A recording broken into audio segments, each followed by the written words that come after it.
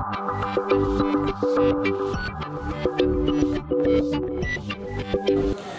everyone, my name is Tawfiq from Tenet Technetronics. Today I'll be giving you a description about the GPIO board designed by Tenet itself. So this is a board. Here you can see it has all the components, like we have 7-segment display, we have push button, we have the buzzers, we have LEDs, and we have the potentiometers, and we have the 7-segment displays and many components integrated in just a single GPIO board. So with this board we can do many applications. So today I will be just taking a video and just telling you how to interface Matlab with these components. So we can control each and every component with the Matlab.